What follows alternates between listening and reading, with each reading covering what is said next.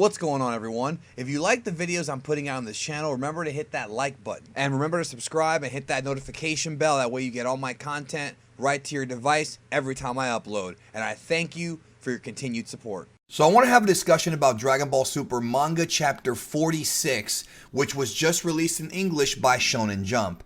I gotta say, the more that this arc goes on, the more excited I am for this arc to get better and better, because it really is getting better and better. Finally, like I've been saying for the past few months, or the past few chapters, and what I mean by past few months is finally Goku and Vegeta are being challenged by a guy who's not just a big brute. This guy is smart, he's cunning, and he's very, very dangerous. And this chapter really did a great job in showing just how scary Moro really is. And in case you're wondering why I pronounce it Moro and not Moro, I think it's because I'm Hispanic. I'm of Hispanic heritage, and we have food. I'm Cuban, and there's a Cuban food called moro. So I'm just so used to pronouncing it moro with the tongue up. Moro, it doesn't matter. Moro, I think, sounds cooler anyways, but it's the same thing.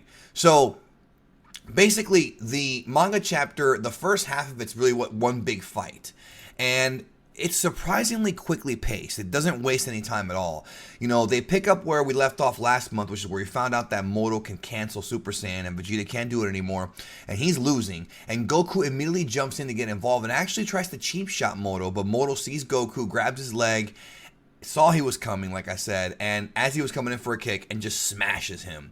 And already, from the onset, Goku feels completely drained. There was no epic transformation scene or, you know, taking out multiple pages of him showing off the different forms. He's already drained. So I guess it's implied that Moro was draining him while he was fighting Vegeta. It's not really elaborated on, but that's pretty bad that he can do that without really being that close to you. So Vegeta still has some energy left, and he comes in, escaping that mountain, or breaking out of the mountain that he got thrown into, goes for a Gallic gun, but Moro swallows the move and grows in power. And then Goku reveals that he's so drained that he can't even teleport. We find that out a couple pages later. So Goku and Vegeta right now, the status of them is they've lost this fight. I mean, they can't transform, they can't do anything. They do a couple of cutaways, and they were kind of interesting because I was able to see some things that we were told some things that are interesting. They cut to Whis and Beerus is fishing with the Oracle Fish, and Whis sees what's going on with his staff, and Beerus pretty much says he doesn't care. But the way that it was framed in the actual manga panel, I'm not sure if Beerus even saw Moro in Whis' staff because he wasn't paying attention. So it's one of those things where Beerus just assumes the planet's dying because everybody drinks water on it, when in actuality, there's a serious problem going on. And I think that the reason why they even had this scene in there is because it was basically Toyotaro's way of showing that Beerus and Whis are not going to get involved. This is how he wrote them out of the story here, by having this scene. So unfortunately, my hopes of Beerus and Whis fighting seriously might not happen in this arc, which again, I really want them to at some point. Super's been going on long enough that I think the time should come for them to get serious and find an actual threat. But in this case, it's up to Goku and Vegeta again to take care of this. So maybe they will get involved later on, because I'm sure at some point they'll figure it out. They'll figure out, and they'll have to deal with it, maybe. But I saw this as Toyotaro writing this out, like writing them out. So another line that I thought was interesting that I should have mentioned a minute ago was Moro says that beings like Goku and Vegeta did not exist in his time, and that the only one who was able to fight him was the Grand Supreme Kai, the Daikaio Shin. And it's interesting he says that, because that makes me wonder, like, were the gods the only superpowered beings back then?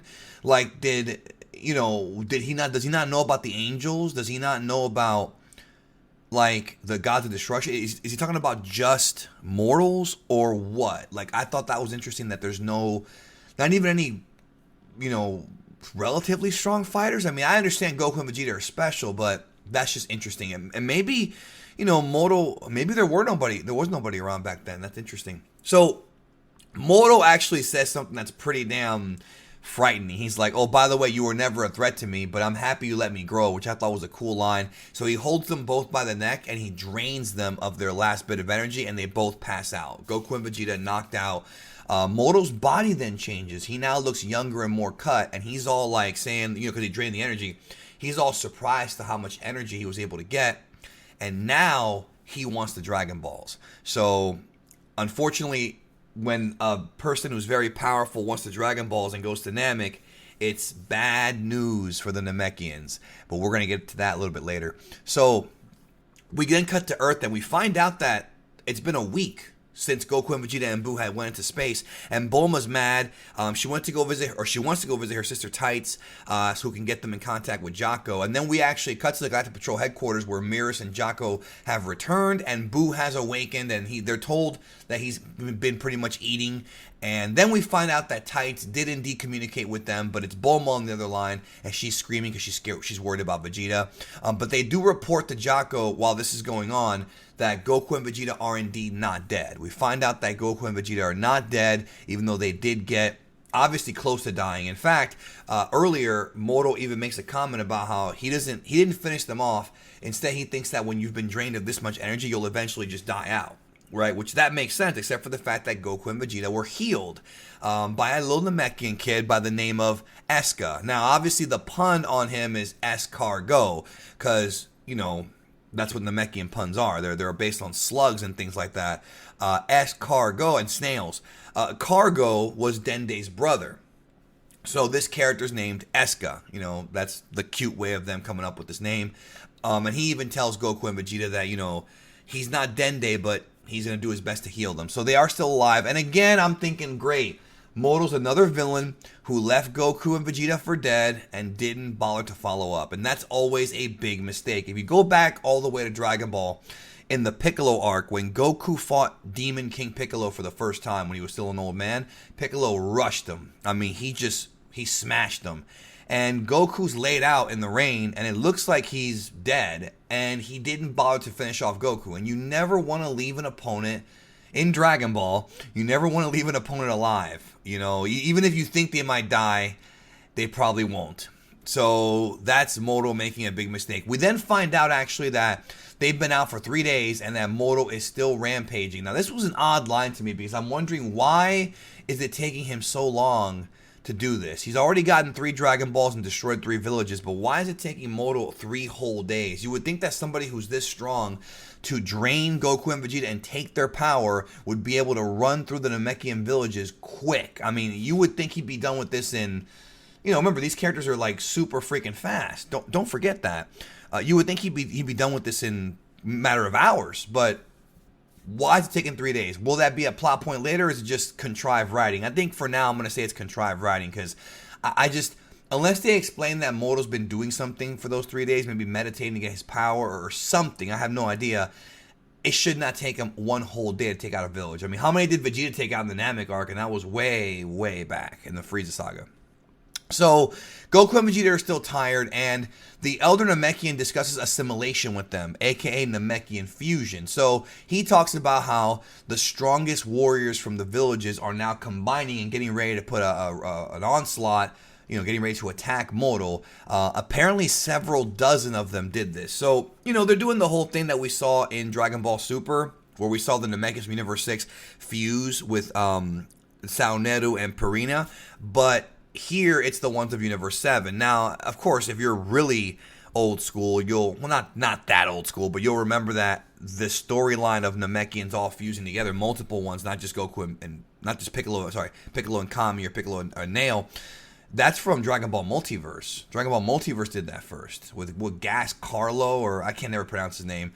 Yeah, so it's interesting that they're, you know, doing that again. So the three of these, like, super strong Super Namekians that have fused all show up to fight Moro, and that's where the manga chapter ends. This dude just goes in and just annihilates one of them, impales one through the chest, and laughs. Like, with ease, he's laughing at them. So those guys are toast. They're jabronis. They're there to do the job to Moro, and that's where the manga chapter left off. Like I said in my spoiler video, this was a very violent scene, and way more violent than anything Dragon Ball's done for a long time. And I said it in that video as well. The reason why Dragon Ball Super is different than Dragon Ball Z when it comes to violence is because the Japanese broadcast standards have changed. So Dragon Ball Super as an anime is just not going to be as violent as Z was, because Z came out in a different era. You know, Japan doesn't really put out shows in those time slots, in those early morning time slots that are super violent. Dragon Ball was never really that violent, though. I mean, Z and Dragon Ball did have more violence than Super, but it was never like a super gory anime like some of the other ones. So I don't think it's a huge deal for me, but seeing this, though, is very refreshing because seeing the onslaught of the Namekians and them getting massacred and the way it's visually done by Toyotaro, I think was a great move. So with the exception of that one, like, 3-day thing that is just kind of weird to me, like, Moro shouldn't take 3 days. This is a pretty good manga chapter, very solid chapter, continuing the Moro arc. Very happy as far as how this is going so far. And again, I'm wondering, okay, are they teasing Gogeta? Because we've seen the assimilation, right? The Namekian Fusion. Goku even talks about Piccolo and Kami and all that stuff.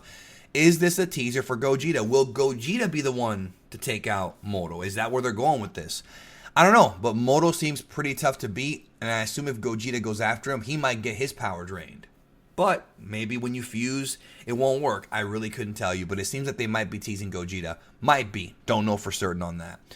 That being said, thanks for watching. Let me know what you think about the new manga chapter, and it's on Shonen Jump right now. Again, like I said before, I can't post the clips here because of the situation that happened to me back in September. I can't risk my channel being, copyright struck, so I've decided to just not use any manga panels, but it's available. Check out the art and the awesome, character and the fights. It was pretty fun, and it's really interesting how much heat they're putting on Moro. So we'll see where it goes. Thank you again, and I hope you have a great rest of your day. Love you guys, and remember, if you're having a bad day, tomorrow will be better.